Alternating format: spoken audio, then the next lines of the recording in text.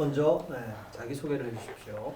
네, 저는 인디하우스 운영위원회에도 있고 현재 강릉 시네마테크에서 일을 하고 있는 김슬기라고 합니다. 완전 어릴 적 꿈은 뭐 소설가 이쪽이었던 것 같고 소설가여도 연애 소설을 쓰려고 했고요. 좀 아무튼 이야기랑 관련된 일을 하고 싶다고 생각을 하다가 고등학교 때 UCC 붐에 그 친구들이랑 이렇게 휘말려서 UCC를 잘 찍고 싶은 마음에 미디어 센터에 오고 어쩌다가 왜 어쩌다 이렇게 됐는지 모르겠지만 네, 이렇게 극장에서 일을 하고 있습니다. 네. 그 시네마테크는 제가 어쨌든 성인이 되면서 정동진 독립영화제 자화를 하고 싶다는 생각을 했고 거기에 그 박광수 프로님이 좋은 영화가 있고 또 좋은 영화를 찾는 사람이 있고 우리는 거기에 중간 다리다, 징검다리다 이거에 제가 너무 감동을 해버려가지고 또 뭐 영화제든 또 극장의 알바 같은 것들도 많이 참여를 했었어요. 그러다가 극장에서 일을 같이 해보지 테크에서 같이 일을 해보지 않겠냐고 제안을 해서 사실은 좀 더 알바 개념으로 가볍게 하다가 계속 테크에서 일을 하게 되었고요. 나름 테크에 일을 하면서 좀 그런 상영의 활동의 가치 이런 것도 많이 느끼는데 한편으로 제가 또 그런 제작 활동도 하다가 지금은 크게는 안 하고 있는데 그거에 대한 아쉬움을 느끼고 있다가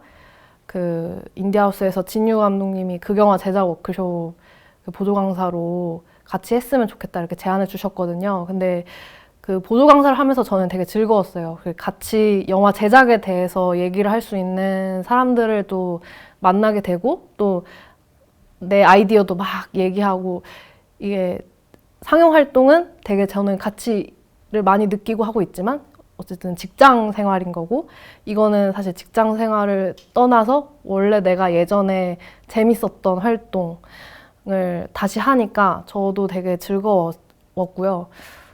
그리고 저처럼 그런 또 동료들이 계속 생기는 거에 대해서 좀 제가 어떤 부분에선 도움이 되고 싶다라는 생각으로 인디하우스 활동도 하고 있는 것 같습니다.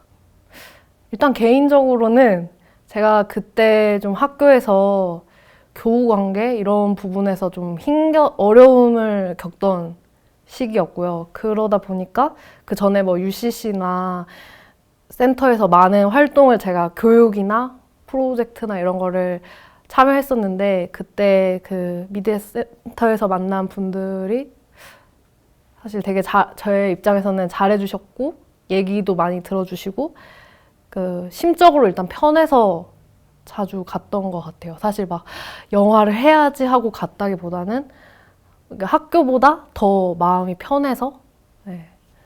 그래서 또 같이 하려면 또 그런 교육도 듣고 하는 게 재밌으니까 그리고 그 활동 자체들도 재밌었어요. 네. 뮤직비디오 제작 워크숍도 들었고요.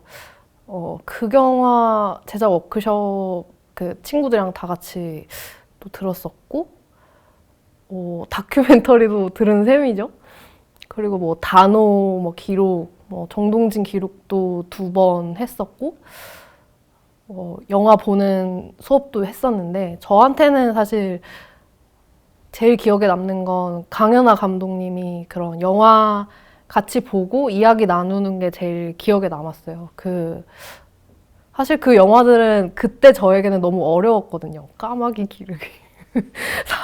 400번의 구타. 이게 뭔 내용이야? 갑자기 죽고 갑자기 까마귀가 까깍 되는데 도대체 뭔 내용이야? 하는데 계속 이거 영화를 봐봐. 어땠어? 이렇게 강현 감독님이 좀 그런 새로운 재미를 알려주셨던 것 같고 그때 같이 했던 친구랑 그럼 우리 계속해서 좀 영화를 보자 해가지고 둘이서 또 미디어 센터에서 그런 DVD 보는 데에서 계속 열심히 영화 보려고 했었고요. 지금 생각해도 지금도 제가 테크에서 하는 어떤 소모임이나 그런 것들도 물론 대상마다 할 때 걱정 같은 게 들죠. 다큐멘터리든 단편 영화든 재밌어 할까?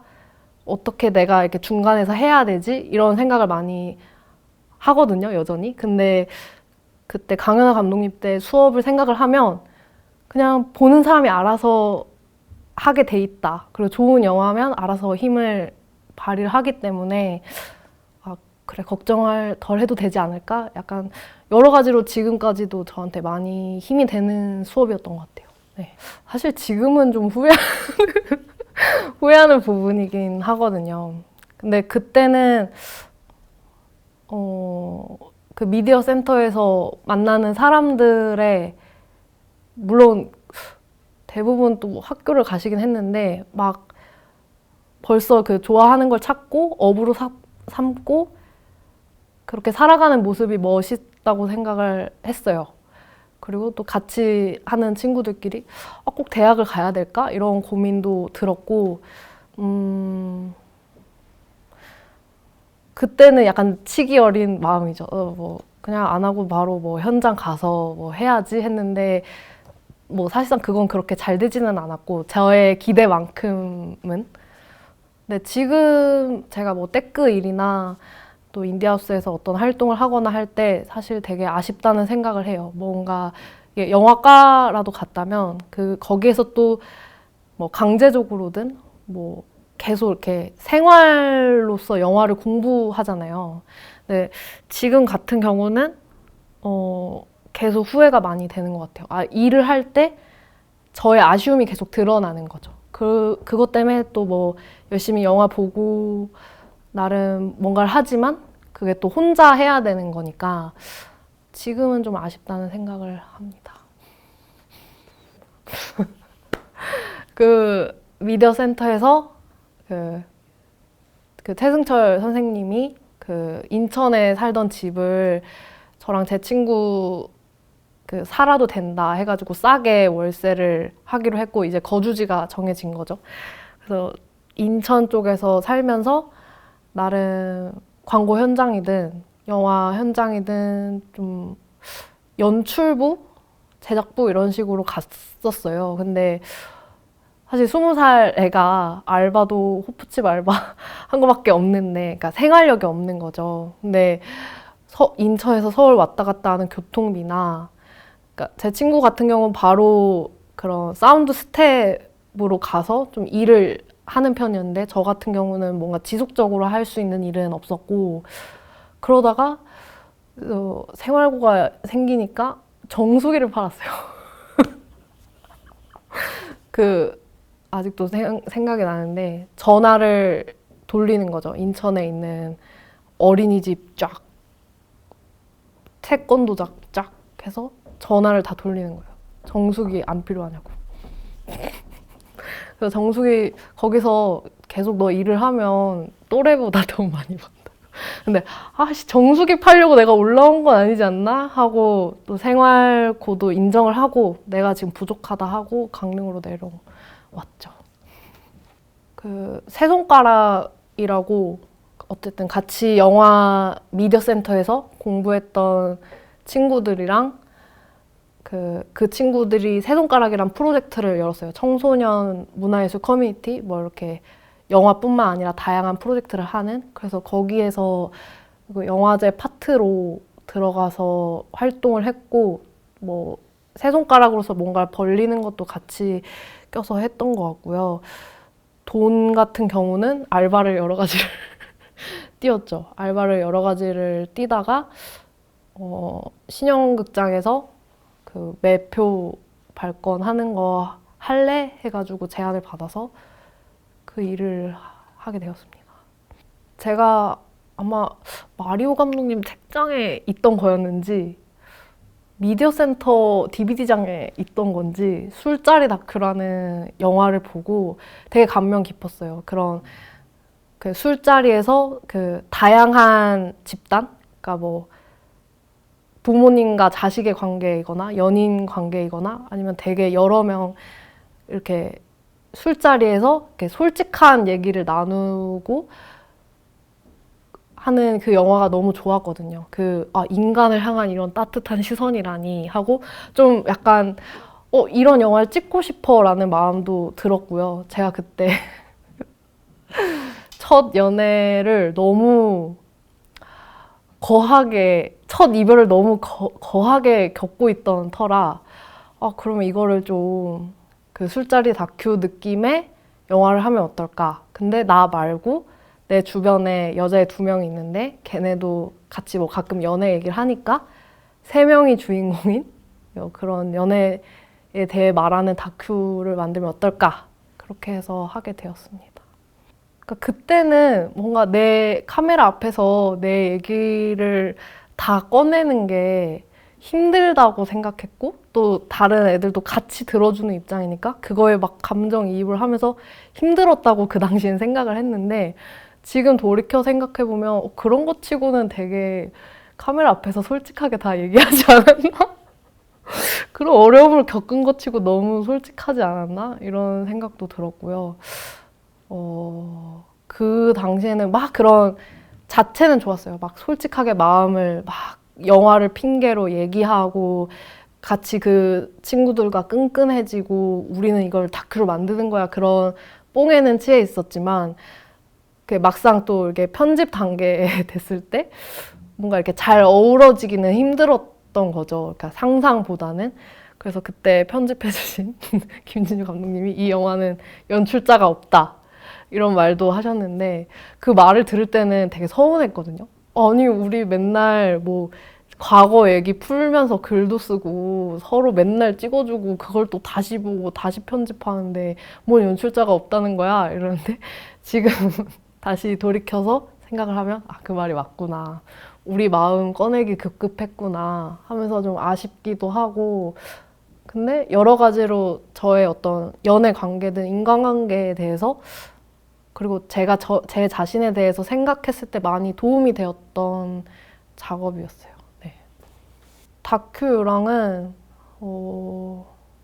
일단 제일 좋았던 건 사실 애송이들의 브래지어가 그때 뭐 영화제 출품했을 때 어떤 성과가 없었잖아요.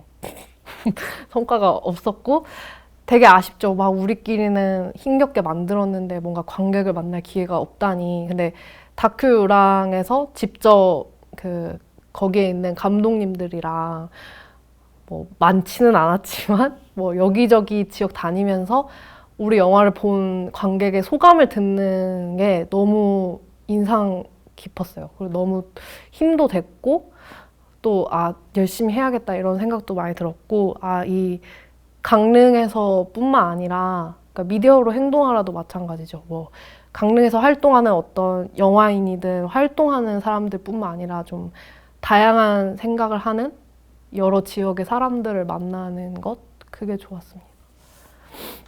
그러니까 신영극장은 사실 저한테는 거의 첫 직장인 셈이거든요. 그 전에는 사실 알바 개념이 많았고 근데 이렇게 제가 뭔가 어떤 뭐 대학이든 누군가랑 이렇게 같이 하는 경험이 많이 없는 상태로 초반에 신영극장에서 일을 할 때는 물론 신영극장 상황이 좀 어려운 상황도 있었지만 되게 제가 1인분을 못한다는 생각이 항상 있었던 것 같아요. 그러니까 뭔가 나는 도움이 되는 건가? 일단 이렇게 최대한 나는 모르는 입장이니까 주어진 일을 열심히 하긴 하는데 뭔가 도움이 안 되는 것 같고 잘 모르는 것도 많고 근데 지금 같은 경우 제가 뭐 나름 노력을 해서 영사 자격증도 땄고 극장에서 지금은 제가 오래 일하기도 했고 그 박광수 프로님이 일을 할 때 결혼 신혼여행을 갔다 올 때 정말 유일하게 박광수 프로님이랑 그 은지 언니 그러니까 저의 상사인 은지 언니가 없었어요 극장에. 항상 우리는 강릉에서 같이 극장을 했는데 그 2사람 없이 어떻게 운영은 한 거예요. 그러니까 그리고 그냥 그 운영할 결정을 내리신 거잖아요. 운영자의 입장에서. 그러니까 물론 그걸로 통해서 뭐 관객 모임을 하고 그 관객 모임을 통해서 극장에 이제 단골이 되고 이런 과정도 너무 좋고 내가 여기에서 어느 정도 역할은 하고 있구나. 그리고 이렇게 좀 신뢰를 받을 수 있구나. 이런 점에서 그 감정이 큰 것 같아요. 신영극장에서는. 휴관하기 전에는 몇 개월이긴 하지만 저는 그 전부터 영화제로부터 계속 인연을 맺었고 나의 첫 직장인데 그 문을 닫고 이런 게 되게 광수 아저씨나 은지 언니만큼은 아니지만 되게 마음이 아팠어요. 그리고 다시 열 때 사실 거의 1년 이상 좀 지난 후에 재개관을 했는데 그때 왔던 단골분들도 와서 재개관을 축하하고 되게 또 사실은 단골분들은 저희 뭐 자주 말을 하진 않거든요. 그냥 7,000원입니다 뭐 이렇게 응대만 하는데 또 와서 얼굴 비치고 축하한다고 하고 되게 다시 또 이런 인연이 시작되는구나. 이 사람들도 극장을 되게 소중하게 생각해 주셨구나 하고 감동을 받았죠. 왜?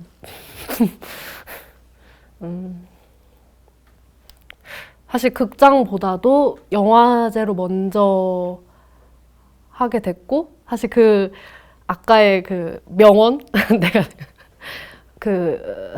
징검다리 발언도 영화제 하면서 받았고 그런 게 저는 신기했어요. 이 정동진 영화제가 저는 좀 후발주자로 들어오게 됐지만 나름 이 영화제 세계에선 신입인 거죠. 신입으로 들어왔지만 이 영화제를 아끼는 사람들이 너무 많은 거예요. 그러니까 이걸 같이 만들었던 사람들, 계속 오던 사람들. 그래서 뭔가 항상 일을 할 때 뭔가의 무거움이 있어요. 그러니까 이렇게 많이 아끼는 건데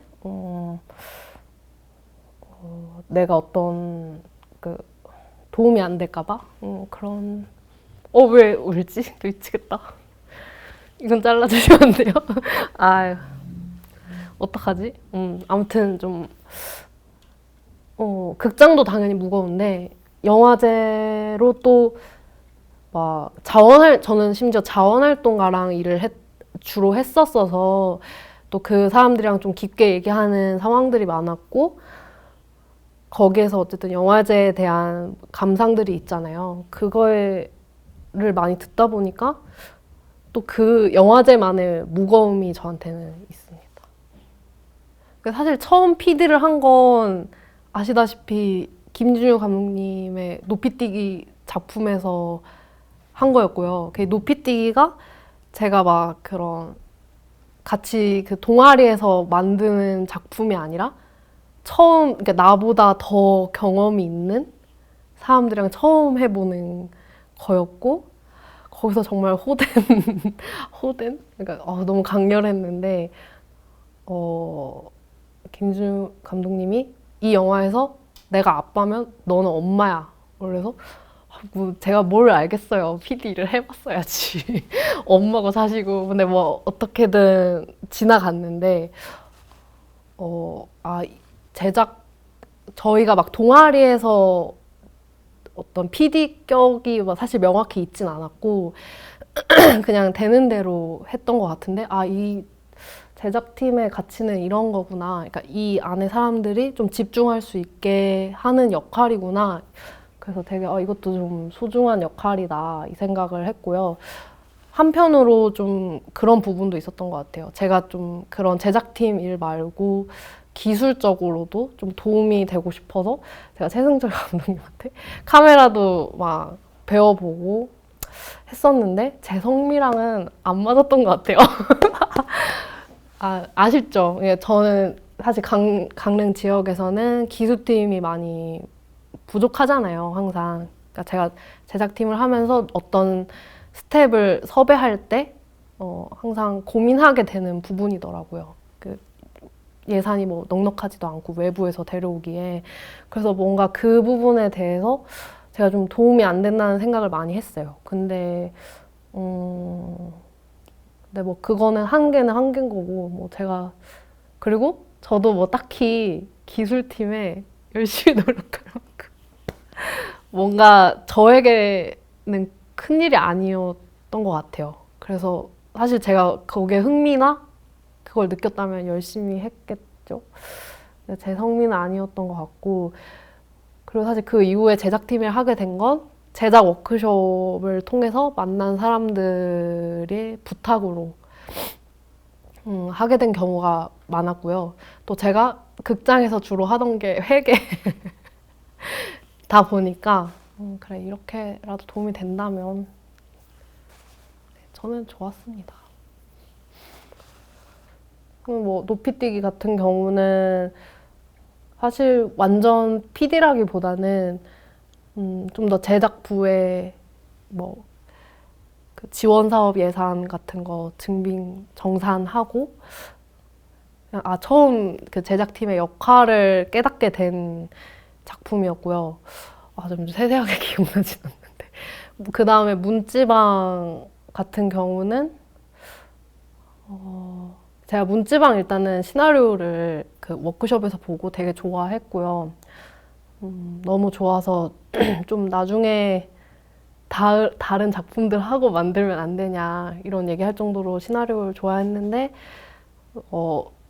장명섭 씨가 어쨌든 부탁을 해서 PD를 하게 됐고 근데 사실 그러니까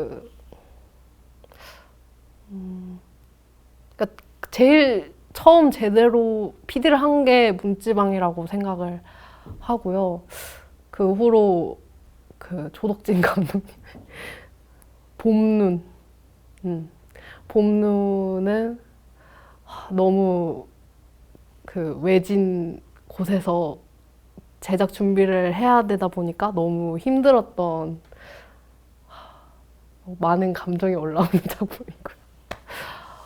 뭐였지? 나 왜 이렇게 생각이 안 나지? 은근 없는 것 같은데. 그 여름 지록화로 해서 그 수업을 받으면서 PD를 했던 작품이 있고요. 최근에는 최승철 감독님의 시네마틱을 사실 제가 그즈음 PD를 했었는데요. 그즈음에는 제가 좀 집안 사정이 좀 있다 보니까 좀 사실 잘 수행했냐고 하면은 좀 부끄러운. 근데 뭐 일찰표나 어떤 다른 부분에서 좀 새로운 충격이 있던 작품이었습니다. 뭐 안 들었다고 하면 거짓말이죠. 근데 언제쯤이었는지 모르겠는데 어떤 제작에 대한 그러니까 제가 사실 시나리오도 막 열심히 써보려고 하고 했었는데 그런 좀 용기가 잘 안 났던 것 같아요. 그러니까 왜일까 생각하면은 잘은 모르겠는데 내가 그렇다고 특히 또 뭐 극장이나 영화제 일을 하면서 영화 볼 기회들이 많아졌잖아요. 그걸 보면서 사실은 뭐야 이런 영화인데 영화제를 간다고? 이렇게 대강 만들었는데 물론 좋은 작품들도 엄청 많지만 이렇게 성의 없는 작품인데 영화제를 간다고 하는 작품들도 보고 열심히 나도 해봐? 이런 생각도 들었지만 왜일까요? 잘 용기를 내지 못했던 것 같아요. 그리고 어느 순간에는 사실 시나리오를 쓰는 것도 사실 겁이 났었어요. 뭔가 아이템도 생각하고 쓰다가도 잘 작업이 이어지지 않는 느낌? 그 과정에서는 제가 좀 극장 일하니까 하는 핑계도 되고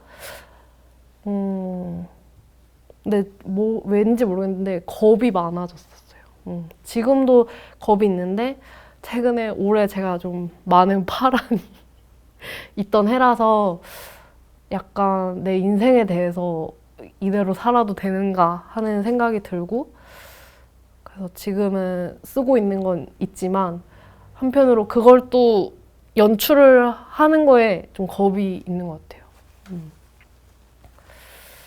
좋은 점은 제작하는 입장도 좀 알고 영화제도 어쨌든 상영하는 쪽의 입장도 아니까 또 그런 부분에서 제가 양쪽에 어떤 뭐 근거라든지 의견을 도움이 될 만한 의견을 낼 수 있는 게 좋은 것 같고, 단점은 하나는 일단은 좀 혼란이 계속 있는 것 같아요. 올해 어쨌든 박광수 프로님이 댓글을 나오시고 그런 질문을 던져주셨거든요. 너는 계속 제작에도 뜻이 있어? 상영에 뜻이 있어? 그때 좀 혼란이 있었던 것 같아요. 그러니까 고민거리가 생겼는데 꼭 둘 중 택하라는 느낌이라기보다는 또 제가 그냥 뭐 어떤 소속된 일원으로서 하는 정도의 일이 있고, 내가 그거에 어떤 가치관, 그러니까 상영할 때든 제작할 때든 어떤 가치관을 가지고 일하는 부분은 전 분명히 다르다고 생각하거든요. 근데 이제는 어느 정도 좀 그런 가치관을 많이 나 스스로 뭐 해온 게 있긴 하지만 그걸 토대로 내가 명확하게 가질 필요가 된 시기 같아요. 저도 일을 하면서 근데 사실 제작 일을 이렇게 인디하우스 쪽, 주로 인디하우스 쪽이죠. 이렇게 하면서 사람들 만나는 것도 좋고, 극장 일도 영화제 일도 되게 의미 있고 즐겁고 하니까 뭔가 어느 하나 가끔 집중하지 못하는 순간들도 있는 것 같아요. 네. 어쩔 때는 제가 제작 일을 하면서 나름 극장 영화제 핑계라고는 할 수 없는데 핑계도 하긴 하거든요. 왜냐면 이 일을 하는 것만으로도 어쨌든 이제 저도 점점 나이가 드니까 세력도 없고 뭔가 생각도 막 여유가 없으니까 어느 하나 좀 집중력 있게 하지 못하는 느낌이 들어서 그 부분이 좀 아쉬운 것 같아요. 그리고 그 부분에 약간 결단이 나도 필요하다. 제작 일에선 어느 정도의 롤을 할 건지, 상영 일에서는 어느 정도의 롤을 할 건지 고민이 필요한 시기 같아요. 저는 가능하다고 생각해요. 근데 저희 활동 자체가 어느 정도 어필, 홍보될 필요가 있는 거지. 제가 뭐 관객 소모임을 할 때, 그런 말씀을 해주시는 분들이 많거든요. 뭐, 신형극장이든 영화제 때문에, 타지에서 어떤 강릉으로 오는 선택을 할 수 있었다. 그래서 강릉에는 어쨌든, 서핑이든 여러 가지 이유로 강릉에 오시겠지만, 그 이유 중 하나가 극장이나 영화제가 된다는 것도 너무 좋았고요. 제가 중학생 친구들이랑 요새 영화 보는 활동이 있는데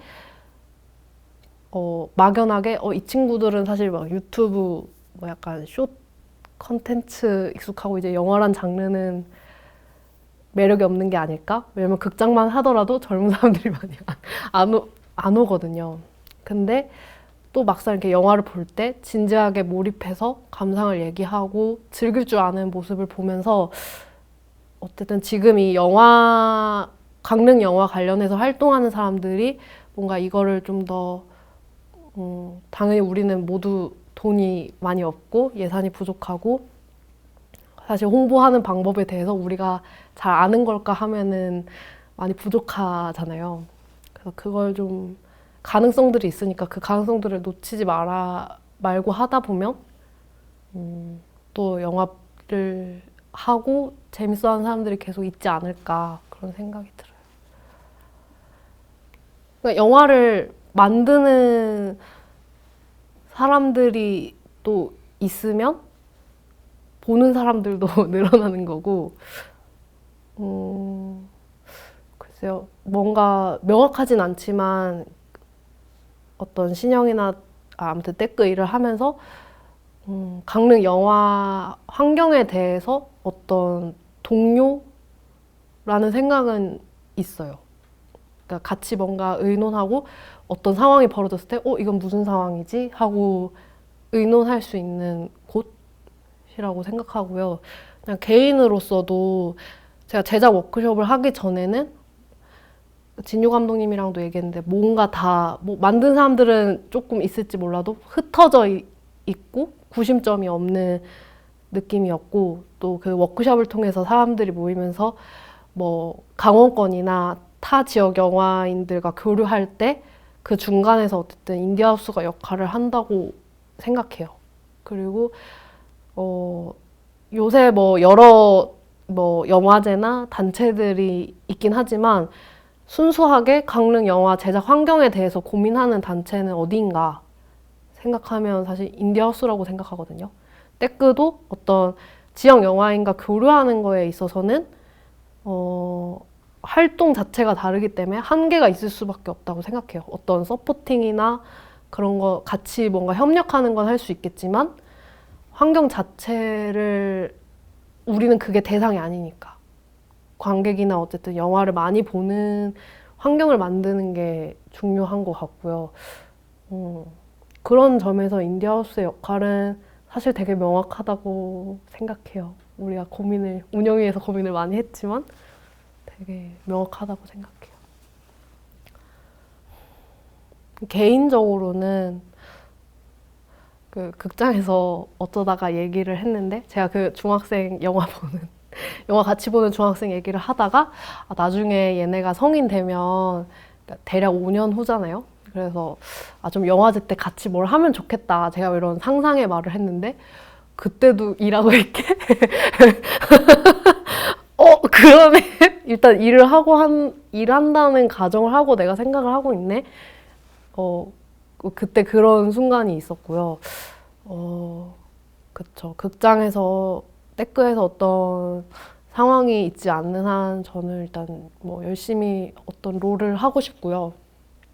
뭐 영화 제작을 하든 상영을 하든 제가 그 극장을 일하는 초반에는 정말 너무 무지하고 몰랐는데 영화를 많이 보는 게 정말 나의 어떤 한 힘이구나를 너무 늦게 깨달은 것 같아요. 시기적으로. 그래서 좀 영화 열심히 보고 이런 관객 모임 열심히 하고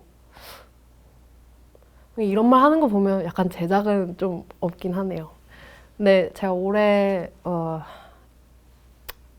좀 겪으면서 좀 내가 순수하게 원하는 삶도 살고 싶다 이런 생각이 들어서 그래서 좀 시나리오는 그래도 쓰자 이렇게 된 것 같고 결혼은 하고 있지 않았을까. 결혼한 상태일 것 같고 네 모르겠어요. 계속 강릉에 있으려고 하나 봐요. 큰일 났네. 나가야 돼. 열심히 네 역할 하고 싶어요. 네. 어렵네요. 일단 극장에 좀 많이 오셨으면 좋겠고요. 좋은 영화들 그 제작할 때도 많이 참고가 될 영화들이 계속해서 좋은 영화들이 많은데 또 사실 또 저는 인디하우스에도 있고 극장에도 있고 이렇게 왔다 갔다 하는데 사실 극장에 좋은 영화에 대해서 같이 얘기를 못 하게 되는 건 좀 아쉽고 물론 또 오는 사람들도 있지만 극장을 많이 찾아주셔라. 그래야 극장도 살고 극장도 어떤 지역 영화인에 대해서 서포팅하는 거에서도 열심히 뭐 안 와도 할 거지만 사실 오면 더 열심히 하지 않겠느냐 이런 생각을 하고요. 제작에 있어서 저는 되려 요새 다들 생각이 어떤지 오히려 궁금한 것 같아요. 어떤 하고 싶은 말이라기보다는 제가 보조 강사를 안 하게 됨으로써 오히려 요새는 좀 이렇게 지역 영화인들과 뭔가 딥하게 교류를 하고 있지는 않은 것 같거든요. 제가 느낄 때는. 물론 이렇게 만나면 얘기하고 무슨 작업해 이렇게는 하지만 같이 제작하는 동료랑 할 수 있는 얘기가 있고 그냥 이렇게 멀리서 그냥 오다 가다 만나서 할 수 있는 얘기는 다르잖아요. 그래서 오히려 저는 요새 좀 내가 모르는 것 같다. 그런 각자의 생각들 그리고 많은 상황들이 있는데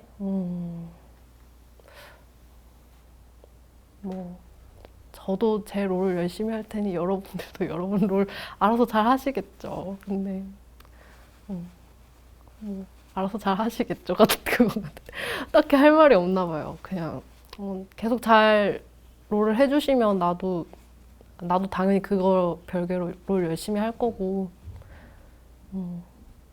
그래도 뭐 저한테 뭐 제가 뭐 도움 줄 수 있는 게 뭐가 있겠냐면 뭐 고민되는 거 있으면 물어보시고 그렇습니다. 되게 성의 없네.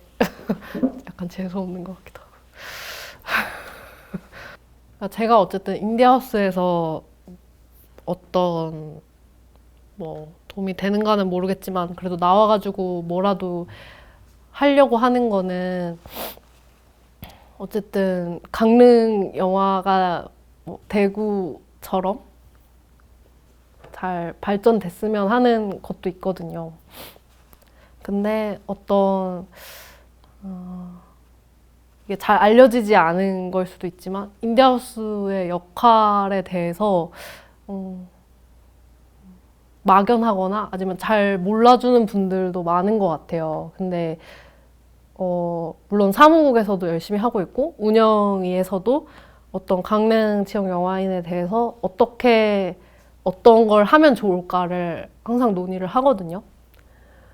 다 각자 일이 있는데 한 달에 한 번씩 만나서 뭐 어떤 걸 해야 될지도 모르겠고 예산이 부족한 상황에서 머리를 다들 굴리는 사람들이 있어요. 그래서 그거를 아직은 당연히 시간이 많이 안 지났기 때문에 그런 역할을 하고 있다는 걸 알아주셨으면 좋겠다. 네, 그겁니다. 그리고 인디어 맞다. 12월 23일 저녁 7시에 인디하우스에서 인디 어워즈를 엽니다. 지금 참여 작품이 너무 없어서 연락해서 독려하고 있긴 한데 그래도 작품이 없더라도 와서 올해는 요만큼 작업들이 있었구나, 이런 사람들이 노력하고 있구나, 영화인들끼리든 조합원들이든 서로 보고 확인하는 시간, 잘 지내고들 있구나, 이런 시간을 가지려고 하니까 많이들 참여하셨으면 좋겠습니다. 이거 좀 깔끔했죠? 그쵸? 또 더 하고 없어요. 수고했습니다. 와, 끝.